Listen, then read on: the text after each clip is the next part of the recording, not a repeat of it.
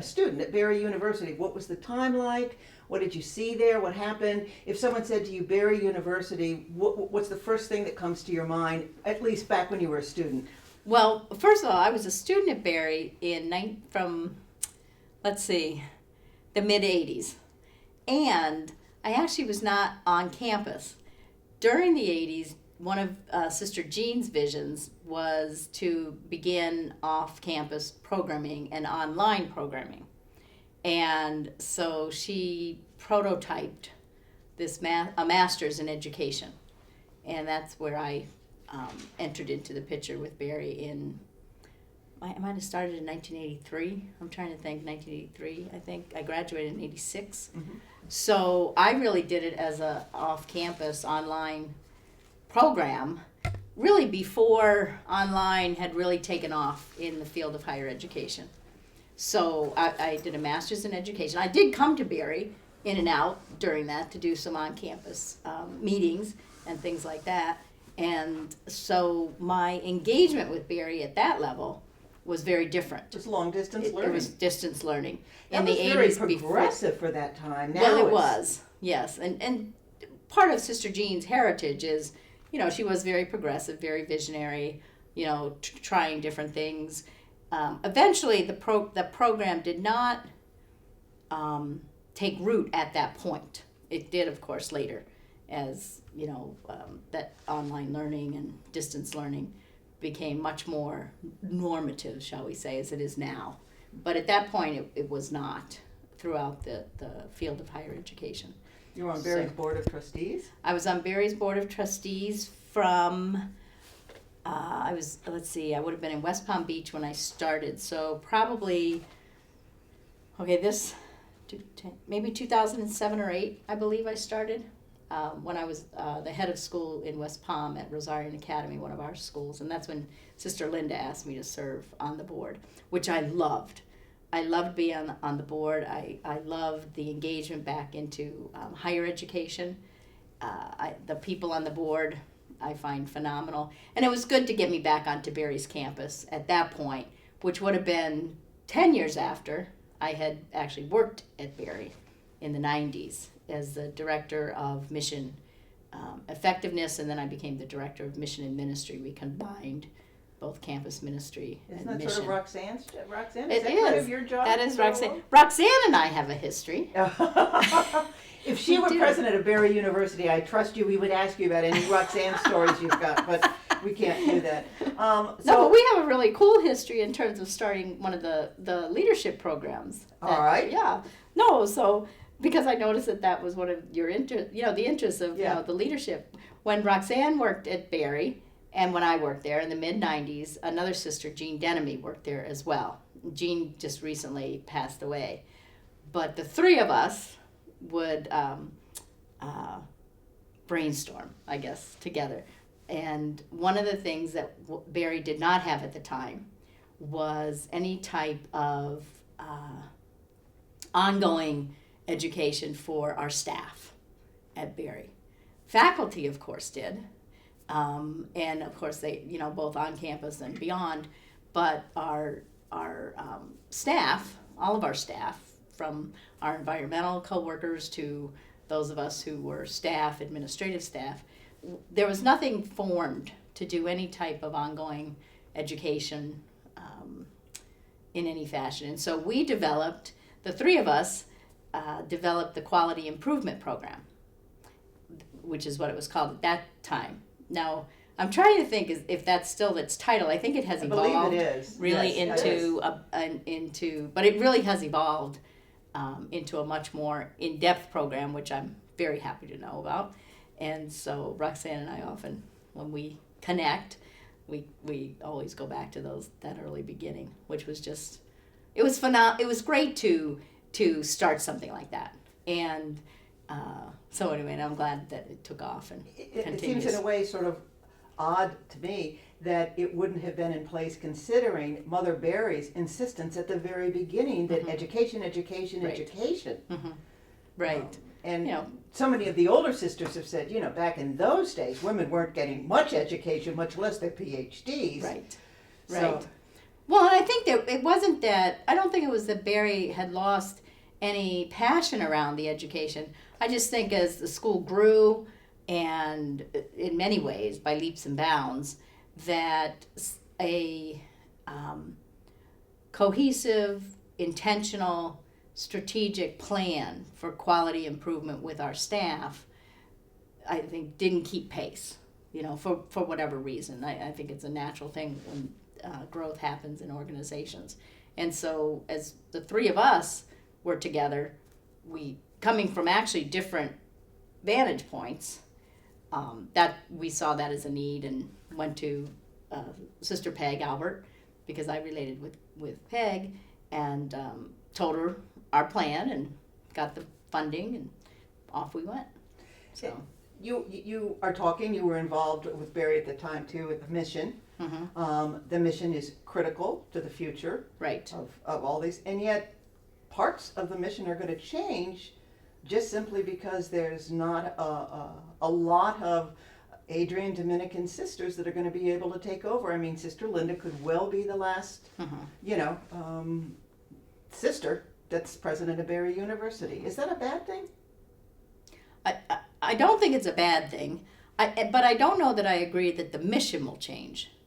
I think that we may not have sisters in place daily on campus. I think our intention is always that we will have some, engagement relative to governing positions, the board of trustees, positions like that. But partly, I think the people who are at Barry, the people of Barry, are the ones who really, if we are in relationship together on the university campus, that mission really permeates everyone. To varying degrees, certainly. And so I think the mission stays and will continue to shape itself based on the signs of the times, the response needed from higher education, particularly from higher education in the Dominican tradition. And as sisters, our responsibility over these years has been to tell the story, to retell the story, so that the co-workers, all of us together, are then forming that story anew. And so while the Dominican sisters who live a particular lifestyle may not be there, the legacy is there, the rich heritage is there, and the story keeps being retold by others who I think are living that mission now and shaping it as leaders and being formed in leadership. And that can be done by a lay leadership when so much has been influenced by the Adrian sisters? I think it will look different, and it may find its shape a little differently, but it can be done by lay leadership. And I think that's what we're seeing in many of our institutions, even in our Adrian Dominican institutions. Actually right now with both of our hospitals, we have presidents of the hospitals out west. One is a woman, a doctor. She comes from the medical background, and then Rod is at Henderson. He's actually been our president in Henderson since 1980. I want to say 88, and and he has led that hospital very effectively, and has. I mean, we always tease about him being Dominican, and so. I think that it might shape differently, but I think that as leaders are chosen, and certainly as Sister Linda right now with the people that work with her, with all of us who are on the board, the sisters who are on the board, the sisters who are still in ministry at Barry, part of our responsibility, I think, is to witness to the Dominican heritage with our coworkers, and part of the responsibility of the coworkers is to engage that as well. I think it's almost, I think when people come to Barry to work, they come, I would say most people, when they come because they are drawn to something, and they stay because they're drawn to something. And for me, that's where the Dominican heritage resides, in more than just people who might live a vowed life. So you don't need to be living a vowed life to somehow be inspirited, with the Dominican charism or passion or values. Certainly we might be more intentionally exposed to it as we went through our formation program and things like that. But I do think it is very possible, and I look at many of our leaders who in our institutions that I believe hold that charism quite strongly and have throughout the years.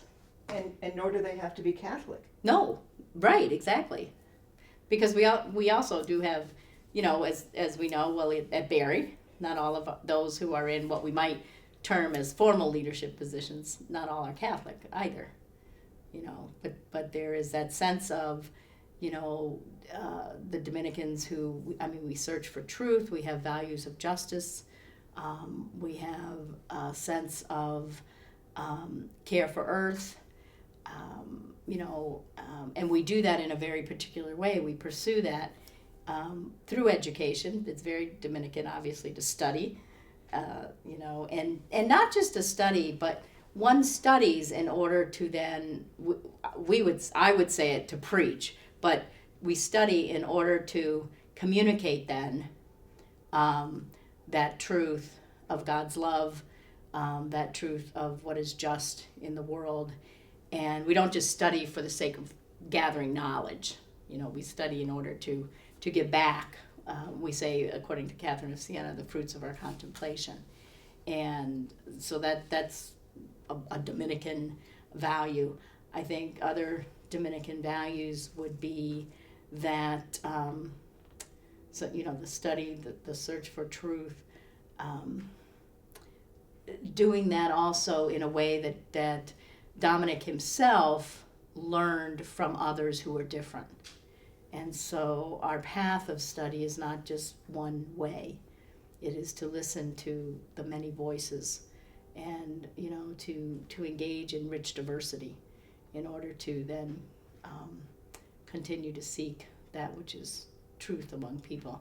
I think Barry, is an excellent example of that in terms of the diversity that Barry has always had. And, of course, it's well situated for diversity, in South Florida. So, and then in the population that we serve there, So that, again, is part of being Dominican. And I think those are things that will always be present at Barry. You mentioned the Dominican education tradition. Mm-hmm. How would you describe it to someone who doesn't have any experience with this?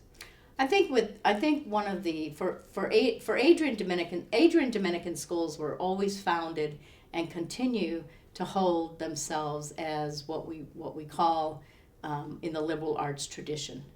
We are not, while we may develop the areas of like research, and we will be very strong in that, and we might develop the technical components of education. All Dominican schools founded by the Adrian Dominicans had a very strong liberal arts tradition where the arts, the performing arts, the visual arts, always very strong. Even in our elementary and middle and high schools, when you look to right now, the two schools that we have, Rosarian Academy and Regina Dominican, both have magnificent theaters.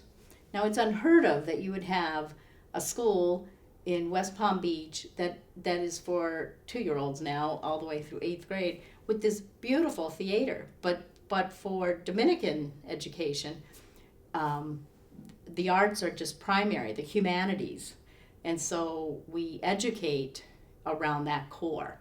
And then as people, branch out into the sciences, business, school, the professions and things like that, but it's always with that core of the humanities where people are grounded in a Dominican educational life. And I think Barry has continued that.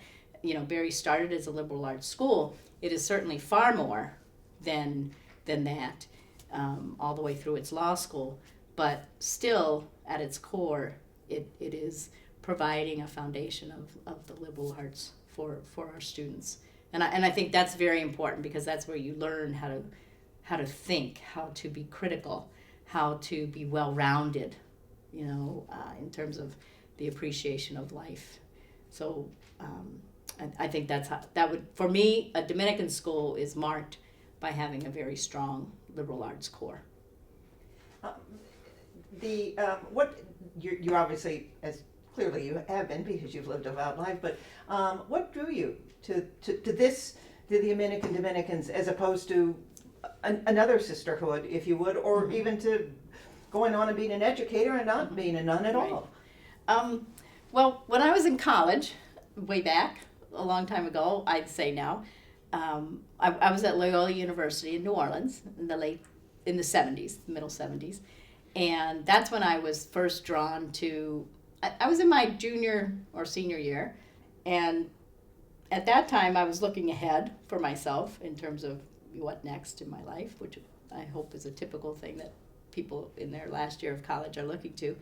But for me, we talk about this call, and sometimes to talk about our call is a little, it's in the abstract. But and so all I can say about mine was when I was looking to what would happen after my college life, I really had a very strong pull to somehow be connected with a group of people who had common values and were working towards something together.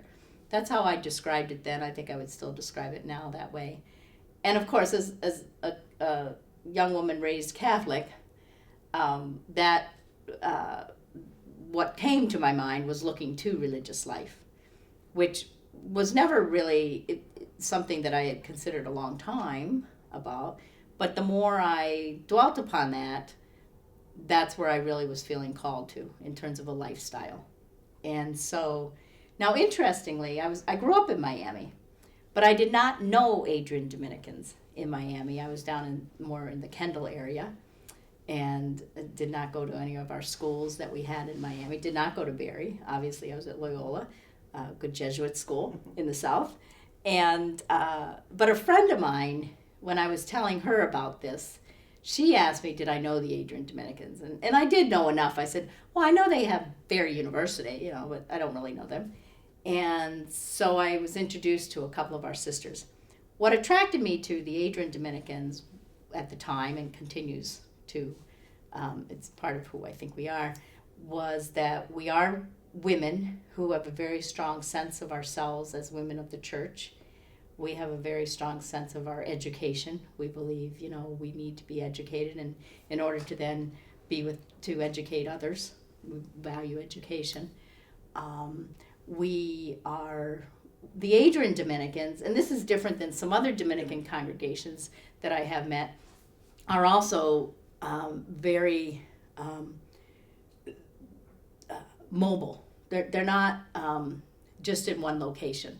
So with Adrian Dominicans, I was very much attracted to that we were in many places, that we very much were itinerant in the sense of our history was very much responding to needs wherever that might take us. And I think we did a lot of, and continue to do, risk-taking. Berry University itself was, when we started Berry College, was an enormous risk.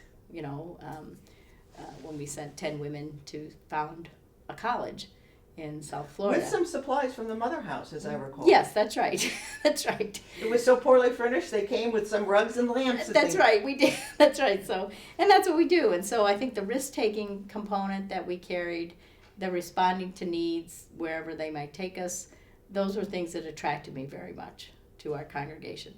And then, of course, once I entered, I believe, like any relationship we enter into, or lifestyle, you fall in love with this group of women, which is what happened. So it's interesting. You were the first sister that I've talked to that wasn't that I believe that I've talked to. I don't recall any others, but they almost all seem to a woman seem to have found the Adrian Dominicans as teachers in elementary school around 5th grade, and they were influenced very early in life, and yet you clearly led a more outward life until you began thinking, what am I going to do when I graduate from college? Right. That sets you apart, I think, from a lot of at least the women I've interviewed. Probably there's a smaller percentage of us who would have a story similar to mine than the other. And I think particularly many of us who have I entered in 78. So, but I think my story would probably be more common now than with our older sisters. Just because I didn't think that, although some of us still knew our women, you know, either when they were in high school or oftentimes, you know, maybe college or things like that. But yes, but there's a small percentage, even of our older sisters, who did not know us really from growing up, but maybe met us at the high school time and maybe not the elementary time. But you're right, it's a different story, a different call story.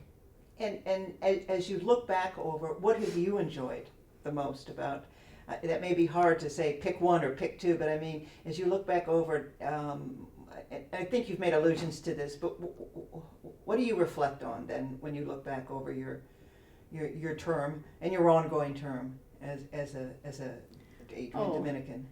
Well, I just find great joy in being in relationship with our sisters, with my sisters.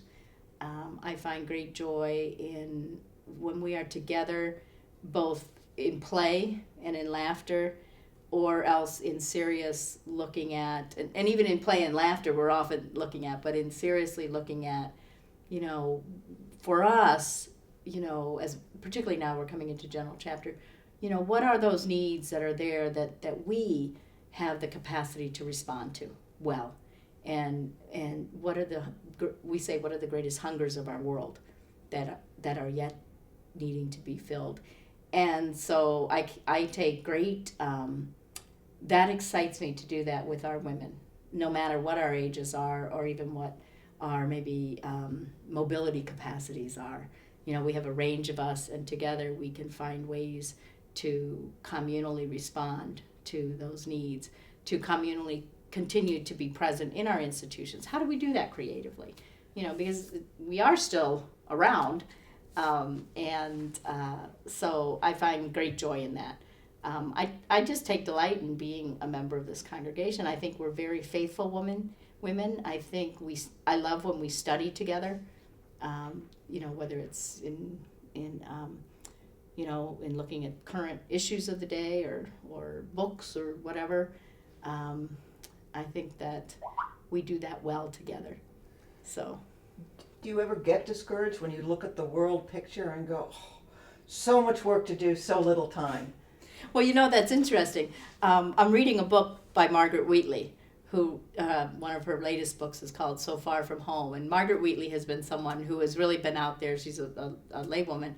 She's been out there on the forefront of work, you know, with many, many others, of working to change the world, to save the world. And she actually now says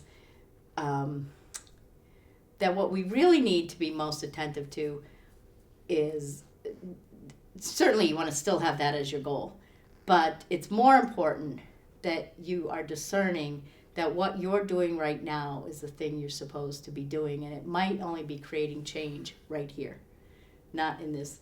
I think a lot of us, rightfully so, we wanted to change the world. There's the world, as we all know, the dis-eases of the world are big.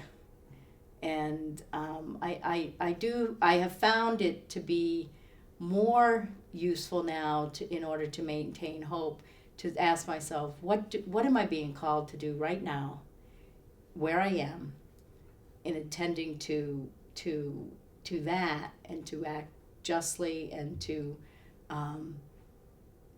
put everything I have into you know, where I am, and what changes can happen here. And so, because I think if we allow ourselves to look at the whole world picture, that can be discouraging, and then I'm not sure how useful that is. So anyway, so that's how I kind of look at that. All right, my last question. Do you have a Sister Linda story? Do I have a Sister Linda story? And you don't have to. I know. You don't have to have one. I don't know that I really have one. I do think the story around here is in Adrian is when Sister Linda comes and we laugh at it. You know you're going to we now call it the sacred cow, but the spotted cow. So you always know that about Sister Linda, that's where you're going. So I guess that, and I just find that utterly delightful. And other than that, I don't have like a funny Sister Linda story. My Sister Linda stories are more, I currently serve on our general council and as the administrator of the congregation. That was a position that Linda held back in the 80s when she was elected to our council. And what I have cherished over, this is now my 5th year in leadership, is as I have worked with Linda, who is doing a huge ministry as president of a university, she always finds the time when I see her or when she knows things are going on up here to call and offer support. And I guess that's my Linda story, which is, and I'm always very touched by that with her, that she always reaches out, and so that's I guess that's my Linda story is, and I don't know that I ever tell her thank you enough for that, but I always know that when I call her or she calls me, and if she asks me, how are you? She has a sense of what I'm working with based on her past experience, and she has a affection and a care for that she extends. So, I guess that's my Linda story relative to her. I think she's wonderful. I think, although now that I'm talking about her, I do have one Linda story. This is my one Linda story. So the last sponsorship conference, people who were here remembered. So we had our sponsorship conference up here. And so everyone was gathering on the first day, and from all of our institutions from all over. And it was a day that we had a tornado watch. Now in a tornado watch here, the goal is you get everyone to the ground floor, whatever building you're in. If it's a basement, everyone gets to the basement. If we're over in our Maria Health Center, we have to get our women into the most sheltered rooms possible. Well, on that day, it was around supper time, I believe, that we had this tornado watch. Well, a couple of my friends from the academy in West Palm Beach, where I was a principal, and they were up here for the conference, but one was our board chair from Rosarian was here. Now he's this Italian from Chicago, big guy, kind of, anyway, he came back after this whole tornado watch. He had been over at the Maria Health Center on a little tour. So he comes back, now the tornado watch is over, and I was like, well, Jim, how, gosh, I'm sorry we've had this tornado watch. He goes, well, I'll tell you, he says, I was over there. Next thing I know, this short woman starts dishing out orders. You, go here, you, bring those sisters here. He says, and I immediately went back to my Catholic grade school mentality of sisters giving me orders, and I'm like, short woman giving orders. Linda was over there reverting back to her role as the administrator, and she had everyone organized, getting our women into protective areas. And all I just remember was Jim saying, yeah, this short woman, and I wasn't about to tell her I didn't know what I was doing. I just did it, So I think, I don't know. I could just see her doing it. So, and we all just laughed when we heard him. He still tells the story 2 years later now.